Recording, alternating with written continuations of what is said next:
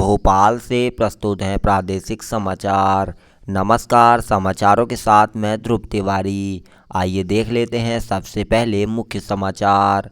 लोकसभा चुनाव के 5वें चरण के लिए आज 49 सीटों पर होगा मतदान। भाजपा, कांग्रेस सहित सभी दल लोकसभा के 6वें और 7वें चरण के प्रचार में जुटे और प्रदेश के अधिकतर जिलों में तापमान 43 डिग्री के पार। अगले 4 दिनों तक गर्मी से नहीं मिलेगी राहत। अब समाचार विस्तार से। लोकसभा चुनाव के 5वें चरण में आज 6 राज्यों और 2 केंद्र शासित प्रदेशों में 49 निर्वाचन क्षेत्रों में मतदान होगा। इस चरण में उत्तर प्रदेश की 14, महाराष्ट्र की 13, पश्चिम बंगाल की 7, उड़ीसा तथा बिहार की 5, झारखंड की 3, जम्मू कश्मीर और लद्दाख की 1 सीट पर वोट डाले जाएंगे। मतदान सुबह 7 बजे से शाम 6 बजे तक होगा। इस चरण में प्रमुख उम्मीदवारों में भाजपा नेता तथा केंद्रीय मंत्री राजनाथ सिंह, पीयूष गोयल, स्मृति ईरानी, कांग्रेस के राहुल गांधी तथा के.एल. शर्मा, नेशनल कॉन्फ्रेंस के उमर अब्दुल्ला और लोक जनशक्ति पार्टी के चिराग पासवान शामिल हैं।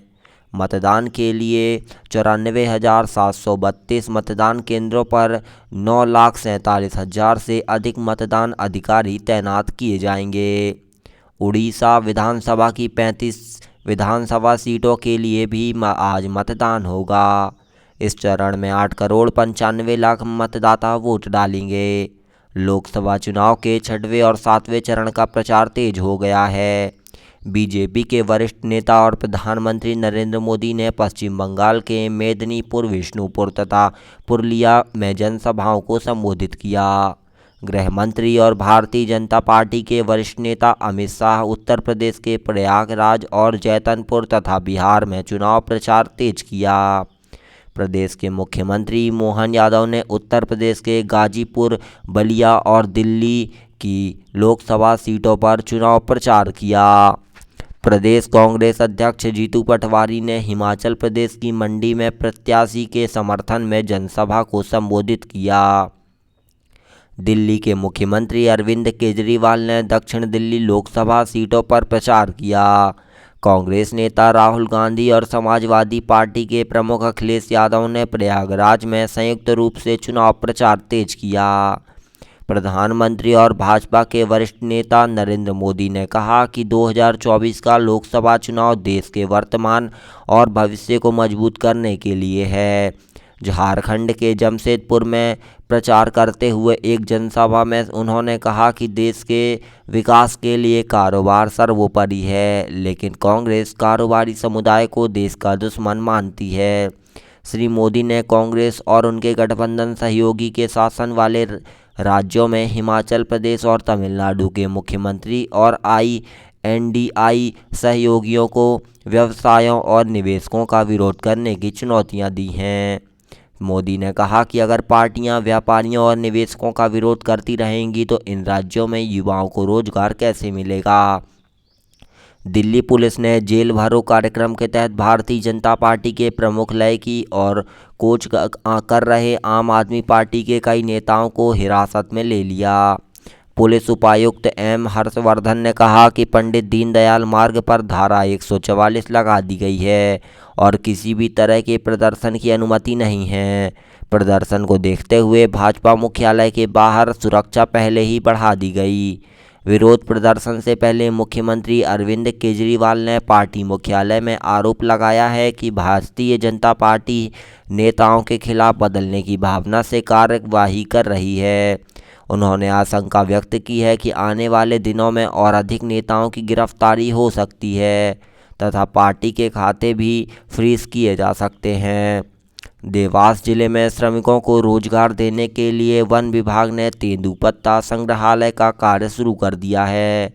हरा सोना कहे जाने वाले तेंदुपत्ते का संग्रहण के इस कार्य से करीब 20,000 कार्डधारक श्रमिक परिवारों को रोजगार मिलना शुरू हो गया है। देवास वन व्रत अंतर्गत तेंदुपत्ता तोड़ने पर करीब 10 करोड़ खर्च होंगे। देवास वन व्रत अंतर्गत लगभग 52,000 हेक्टेयर वन क्षेत्र में तेंदुपत्ता संग्रहण का कार्य शुरू हो गया है। जिले में इस वर्ष 2916 मानक बोरा तेंदुपत्ता संग्रहण का लक्ष्य रखा गया है। यह कार्य 177 वन समितियों के माध्यम से 220 तेंदुपत्ता फड़ पर संग्रहण होगा। कार्डधारक श्रमिकों को मजदूरी का भुगतान ऑनलाइन माध्यम से किया जाएगा। प्रदेश के कई जिलों में वृद्धजनों के लिए स्वास्थ्य शिविर का आयोजन किया जा रहा है। धार जिले में 60 वर्ष से अधिक आयु के वृद्धजनों के स्वास्थ्य परीक्षण एवं जांच, उपचार व परामर्श हेतु जिला भोज अस्पताल में स्वास्थ्य शिविर का आयोजन होगा।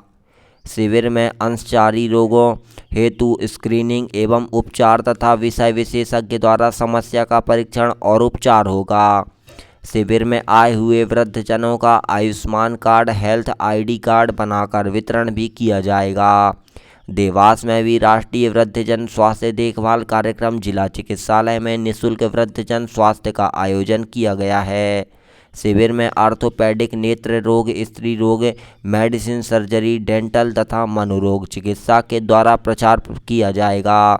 साथ ही वयस्क BGC टीकाकरण अभियान अंतर्गत पात्र व्यक्तियों को BCG का टीका भी लगाया जाएगा। खंडवा में भी स्वास्थ्य केंद्रों पर शिविर लगाए जाएंगे। अब बात मौसम की।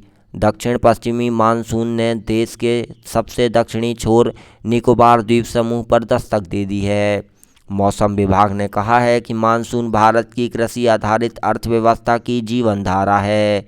विभाग के अनुसार मानसून मालदीव के कुछ हिस्सों और कोमोरिन क्षेत्र तथा दक्षिण बंगाल की खाड़ी के कुछ हिस्सों में, निकोबार द्वीप समूह और दक्षिण अंडमान सागर की तरफ बढ़ रहा है। मानसून के 31 मई तक केरल पहुंचने की संभावना है। राजधानी भोपाल समेत प्रदेश के अधिकतर जिलों में भीषण गर्मी जारी है। प्रदेश के ग्वालियर, चंबल संभाग में रिकॉर्ड तोड़ गर्मी पड़ रही है। कई शहरों में पारा 43 से 44 डिग्री तक पहुंच गया। शिवपुरी में कल 43 डिग्री सेल्सियस तापमान दर्ज किया गया, जिसके कारण दोपहर में बाजार सुनसान दिखाई दिए। छतरपुर के नौगांव और खजुराहो में तापमान 44 डिग्री सेल्सियस के पार चला गया। वहीं गुना में अधिकतम तापमान 45.5 डिग्री पर पहुंच गया। सीहोर में एक सप्ताह में तापमान 40 डिग्री के ऊपर बना हुआ है। यहां कल 42.5 डिग्री सेल्सियस तापमान दर्ज हुआ है। खंडवा में तापमान 43.1 तक पहुंच गया। मौसम विभाग के अनुसार अगले 4 दिनों तक गर्मी का तेज असर जारी रहेगा। ग्वालियर, रतलाम, शिवपुरी, गुना, छतरपुर, मुरैना, राजगढ़, टीकमगढ़ जिलों के लिए लू येलो अलर्ट जारी किया गया। वहीं दतिया, भिंड, निवाड़ जिलों में तेज हवाएं चल सकती हैं। तो साथियों, आज के समाचार बुलेटिन में इतना ही। मध्य प्रदेश की प्रतिदिन की समस्त बड़ी खबरों के लिए हमारे चैनल के साथ बने रहें। हमारे YouTube चैनल को सब्सक्राइब करके वीडियो को ज़्यादा से ज़्यादा शेयर करें। तब तक के लिए धन्यवाद। Thank you for watching.